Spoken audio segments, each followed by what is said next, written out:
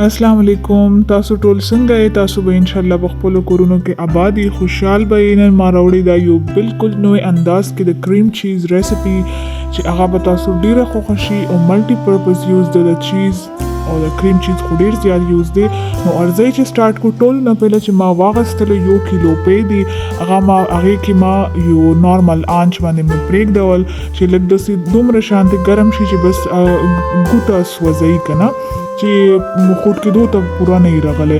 نو هغې ته به تاسو 1 کپ سرکه واچوئ. سپینه سرکه چې کومه هغه به تاسو واچوئ او که تاسو لګي چې هغې سره سم نه جوړېږي نو لږ شانتې نور هم زیاته که ورته دا وګوره ما لږ نور هم زیاته کړه او دا دی چې فورن چیز جوړېدل سټارټ شول. د چیز چې دی داسې مزیدار ښه ښایسته ښه آرام سره به جوړ شي.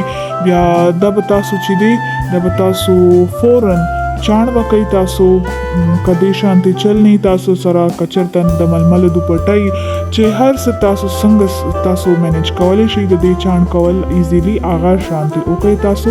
خو دا امپورټنټ ده چې تاسو به دې نه ټولې اوبه چې دي هغه به تاسو دې نه وباسئ. دا به یو څه 15-20 منټ لپاره به چاڼ کول دپاره پرېږدئ. نو هغې نه پس چې دی موږ یو میکسچر به ریډي کوو چې هغې که به موږ د ټولو نه پهله 1 چمچه نیمبو واچوو او بیا چې په 2م نمبر چې دی 1 چمچه سپینه سرکه به پکې اچوو او په 6 چمچه باندې په نیمه نه کمه چمچه بیکینګ سوډا به اچوو او 2 چمچه تقریبا اوبه به اچوو. دا به ښه مزیدار موږ میکس کوو. بیا دا میکسچر چې دی دغه زه تاسو ته مخکې ښایم چې دا به موږ څنګه یوز کوو. اوس چې دلته دی دلته چیز چې دی هغه پوره چاڼ شوی دی. اوس دا زه ایډ کوم یو ګراینډر ته د چیز اچوم ورسره هغه میکسچر د سرکې او د سوډي میکسچر چې موږ جوړ کړی هغه هم پکې واچولو. اوس چې دا دی دا به موږ ښه مزیدار ګرایند کو او دا میکسچر چې دی دا غټ ضروري دی دا به تاسو ورله جوړوئ. دا به چې کوم د چیز ټیکسچر موږ ته پکار وي هغه به دا ورکوي اوس زر به خرابېږي نه د دې میکسچر سره. اوس دا ګرایند شو ښه مزیدار موږ ګرایند کړلو. اوس به دا موږ یو باول ته شفټ کو. اوس دې نه پس چې بل کوم سټیپ دی هغه هم ډېر زیات امپورټنټ دی. هغه به هم تاسو اګزیکټ هغه شانتې فالو کوئ چې زه څنګه وایم. څنګه چې زه په خپله هره ویډیو کې وایم چې تاسو که سم په ریسیپي وي په ذهن کې چې زه جوړه کوم تاسو دپاره نو تاسو ماته کمنټ سیکشن کې پلیز وایئ که کوکینګ حوالې سره که بیکینګ حوالې سره. اوس دلته چې دی ما په یو دیچکي کې خټکولې اوبه اغوستې دي او هغې د پاسه ما یو د شیشې باول کېږدولو چې هغې ته صرف هیټ ورځي. ډبل بویلر مونږ په کار دی چې دا ورځي او دې سره چې دی مونږ به د چیز چې دی دا به ښه مزیدار میلټ شي او یو داسې سافټ شانتې کنسسټنسي به د دې جوړه شي. نو دا به مخکې پروسس چې دی هغې ته به ریډي شي. اوس تاسو دې سره ګورئ چې د دې کنسسټنسي څنګه چینج کېږي.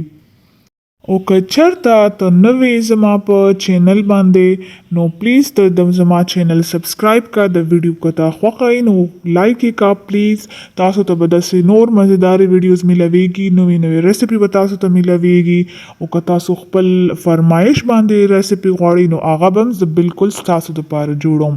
حالانکه موږ چې اوس ته کوم چیز جوړو دا هغه موږ یلو چیز جوړو او دې دپاره موږ به فوډ کلر یوز کوو. فوډ کلر به موږ دې کې اچو یلو کلر یا که تاسو سره زردی کلر وي یا که تاسو سره هغه هم نه نو تاسو خیر دی تاسو دغه هم پکې اچولی شئ. هلدي پاوډر چې کوم دی هغه هم تاسو بالکل یوز کوئ شئ. ټرمک پاوډر تاسو هغه هم یو پکې ایډ کوئ شئ. نو دې نه پس چې دی دا اوس ما باول ته شفټ کړلو او دا به یو څو غنټې دپاره موږ به په فریج کې کېږدو چې دا سیټ شي د دې کنسسټنسي چې کومه موږ په کار ته ده چې هغې ته راشي.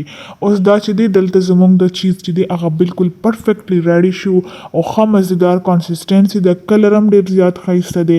اوس تاسو د کنسسټنسي وګورئ دومره ښایسته دی او دومره مزدار د چیز تاسو په هر څه شي کې برګر کې پیزا کې هر څه شي کې تاسو دا یوز کولی شئ. ښه مزیدار ټیسټ دی او تاسو به ډېر خوښ شي. تاسو ټرای کوئ ماته فیډبیک راکئ کمنټ سیکشن کې. او د واچ کولو دپاره ډیره مهرباني. تھینک یو سو مچ. د خپل ځان ډیر زیات خیال ساتئ. اوس ماته اجازت راکئ. د الله په امان. الله حافظ.